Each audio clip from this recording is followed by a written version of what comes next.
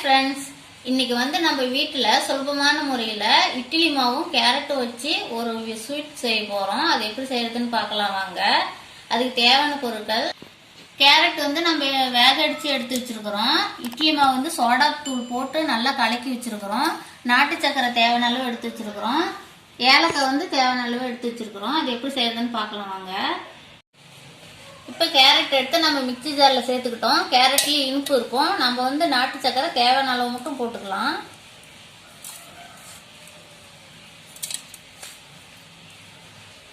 நான் 3 ஸ்பூன் மட்டும் தான் எடுத்துருக்கிறேன். நீங்கள் தேவையான அளவு போட்டுக்கோங்க.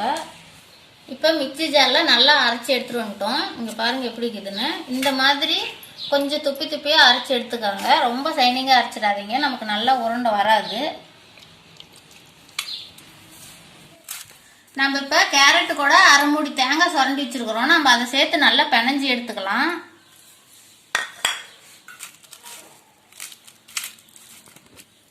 ஏலக்காய் தேவையான அளவு சேர்த்து இதிலே பிணைஞ்சிக்கலாம்.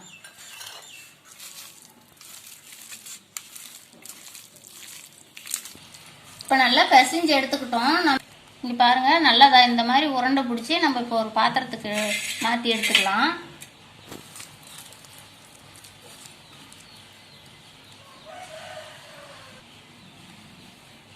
இப்போ எல்லாத்தையும் உருண்டை பிடிச்சி எடுத்தாச்சு. நம்ம அரிசி மாவில் சர்க்கரை சேர்த்துக்கலாம். அஸ்கா சர்க்கரை தேவையான அளவு சேர்த்துக்காங்க.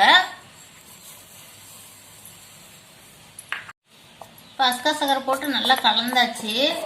இப்போ மாவு ரெடி ஆயிடுச்சு. வாங்க அதை பொரிச்சு எடுக்கலாம்.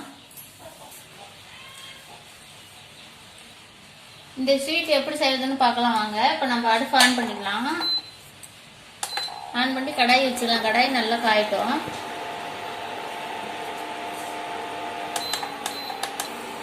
இப்போ நல்லா கடாய் காஞ்சிடுச்சு. நம்ம எண்ணெய் சேர்த்துக்கலாம். இப்போ நல்லா எண்ணெய் காஞ்சிடுச்சு. நம்ம இப்போ உருண்டை எடுத்து மாவில் நினைச்சு போண்டா மாதிரி போட்டு எடுத்துக்கலாம்.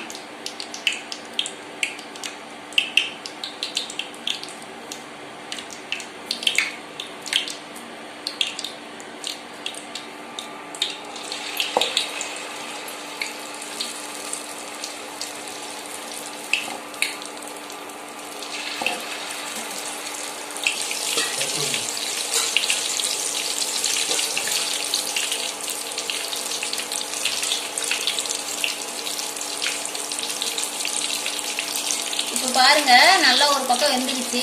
இப்படி வெந்த வேட்டி அதுக்கப்புறமா திருப்பி போடுங்க. போட்டோடனே திருப்பி போட்டுறாதீங்க, எல்லாம் களைஞ்சி போயிடும்.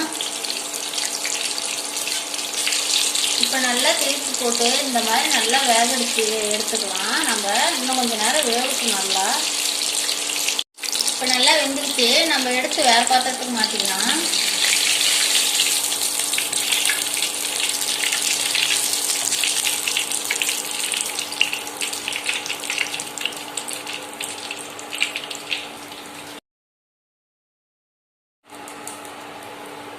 இதே மாதிரி எல்லாமும் நம்ம சுட்டு எடுத்துக்கலாம். இங்கே பாருங்க, நல்லா மெதுன்னு வந்துருக்குது. இங்கே பாருங்க, உள்ள நல்லாவே வெந்திருக்குது. நல்லாவும் இருக்கு இந்த இனிப்பு. நீங்களும் செஞ்சு பாருங்க, நான் ரொம்ப நல்லா இருக்கும். இந்த ஸ்வீட்டு உங்கள் வீட்டில் இருக்கக்கூடிய பொருளை வச்சு ஈஸியாக செய்யலாங்க. நீங்களும் செஞ்சு பாருங்கள், ரொம்பவும் நல்லாயிருக்கும். இந்த வீடியோ பிடிச்சிருந்தா லைக் பண்ணுங்கள், கமெண்ட் பண்ணுங்கள், ஷேர் பண்ணுங்கள். மறக்காமல் எங்கள் சேனலுக்கு சப்ஸ்கிரைப் பண்ணுங்கள்.